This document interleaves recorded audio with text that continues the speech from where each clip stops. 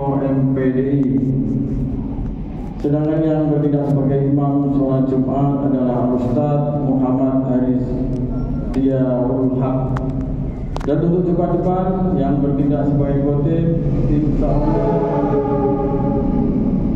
Al-Ustaz Dr. Haji Zaidul Muslim. Demikian himbauan dan pengumuman dari kami kepada Bapak Khotib. Kami persilakan ke mimbar dan kami akhiri. Wassalamualaikum warahmatullahi wabarakatuh.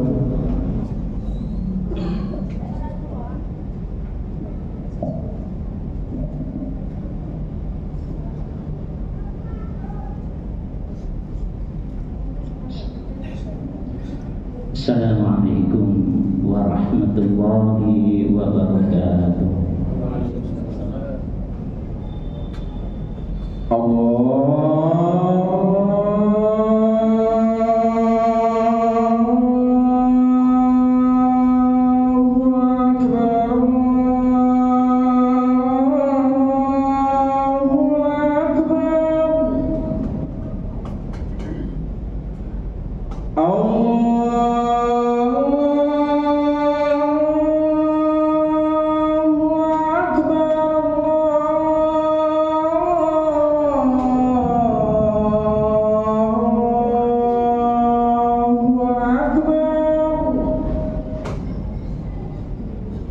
Asyhadu an la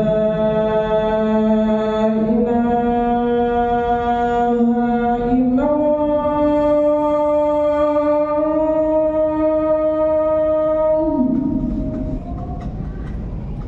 Asyhadu an la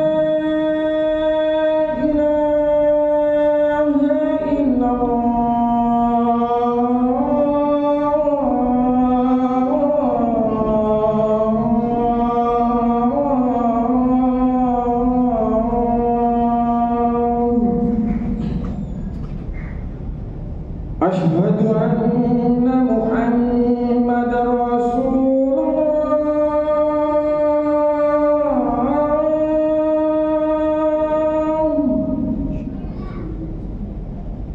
Asyhadu anna Muhammadar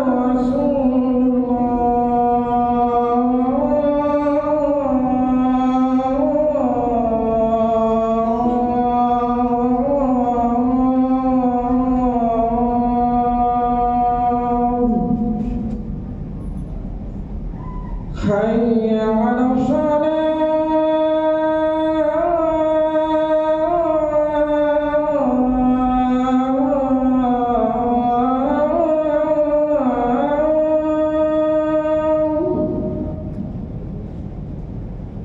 Hayya 'alas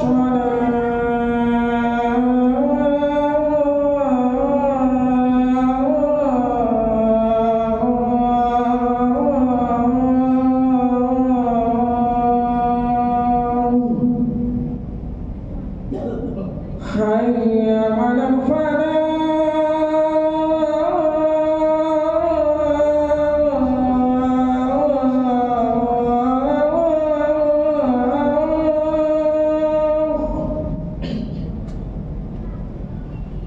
Hayya 'alal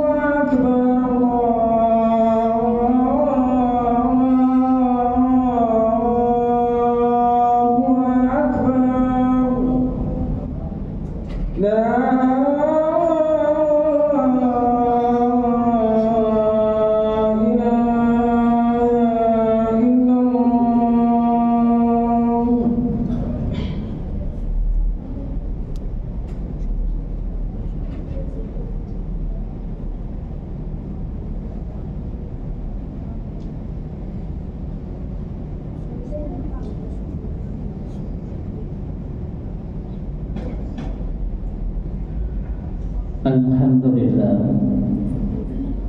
Alhamdulillahilladzi at'amana bi ni'matil iman wal islam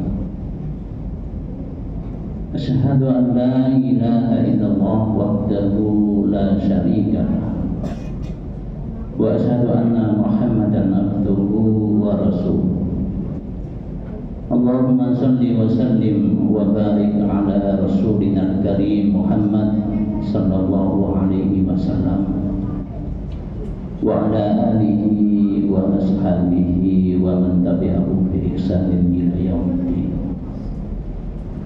أما بعد فأوصيكم عباد الله ونفسي بتقوى الله فقد فاز المتقون.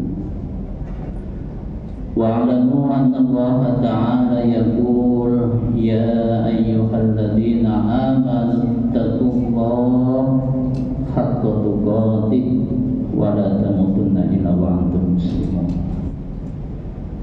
يا أيها الناس اتقوا ربكم الذي خلقكم من نفس واحدة وخلق منها زوجها وبث منهما رجالا كثيرا ونساء واتقوا الله الذي تساءلون به والأرحام إن الله كان عليكم رقيبا. يا أيها الذين آمنوا اتقوا الله وقولوا قولا سديدا يصلح لكم أعمالكم ويغفر لكم ذنوبكم ومن يطع الله ورسوله فقد فاز فوزا عظيما. Ma'asyiral muslimin jamaah sidang Jumat rahimakumullah. Marilah kita bersama-sama untuk meningkatkan iman dan takwa kita kepada Allah dengan melaksanakan semua perintah-perintah Allah dan menjauhi larangan-larangannya. Takwa untuk mensyukuri nikmat yang luar biasa yang Allah berikan kepada kita dan sedikit pun nikmat itu tidak kita salahgunakan. Takwa juga untuk memperbanyak amalan-amalan yang soleh sebagai bukti akan kebenaran iman dan takwa kita kepada Allah Subhanahu wa taala. Hadirin jamaah sidang Jumat rahimakumullah. Setiap kita sebagai hamba Allah dalam setiap amal perbuatan pasti mengharapkan surganya Allah Subhanahu wa taala. Maka ketika Allah membicarakan tentang surga, seringkali ma'asyiral muslimin diakhiri dengan firman-Nya wa kana Allahu ghafurur rahim atau innallaha ghafurur rahim. Ada dua sifat Allah yang selalu menyertai bahasan tentang surga ini. Ghafurur rahim. Allah Maha Pengampun. Allah Maha Penyayang. Padahal ma'asyiral muslimin, Allah memiliki banyak sekali sifat-sifat kesempurnaan. Ada 99 Asmaul Husna. Tetapi kenapa kalau sudah bicara tentang surga kok yang muncul hanya dua sifat ini? Maha Pengampun, Maha Penyayang.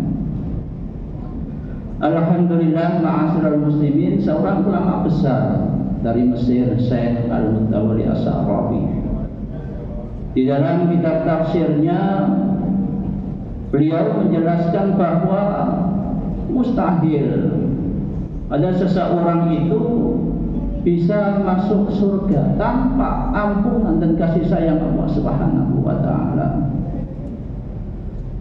Bahkan ma'asyiral muslimin di dalam Quran surat Fussilat ayat 32 secara jelas Allah menyatakan bahwa surga itu nuzulan min ghafurur rahim. Anugerah dari Allah yang Maha Pengampun, yang Maha Penyayang. Maka kalau boleh saya tafsirkan, untuk kita masuk surga itu kita memerlukan tiket. Dan tiket utamanya itu adalah kalimat tauhid, la ilaha illallah. Tapi ma'asyiral muslimin, dengan tiket itu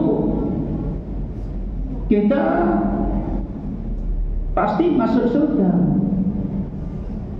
Tetapi belum dijamin apakah kita harus mampir dulu di neraka jahanam ataukah tidak. Nah, ma'asyiral muslimin, untuk tidak mampir di neraka itu kita memerlukan 2 tiket lagi, yaitu ampunan dan kasih sayang Allah Subhanahu wa taala. Hadirin jamaah sidang Jumat rahimakumullah. Nah, berbicara tentang ampunan berarti kita berbicara tentang dosa. Di dalam Quran surah Ali Imran ayat 135, A'udzubillahi minasyaitonir rajim. Walladzina idza fa'alu fahisatan aw dzalamu anfusahum dzakarullaha fastaghfaru lidzunubihim wa ma yaghfiru dzunuba illa Allah wa lam yusirru 'ala ma fa'alu wa hum ya'lamun. Hadirin jamaah sidang Jumat rahimahullah. Ayat ini menjelaskan kepada kita bahwa ada 2 jenis dosa.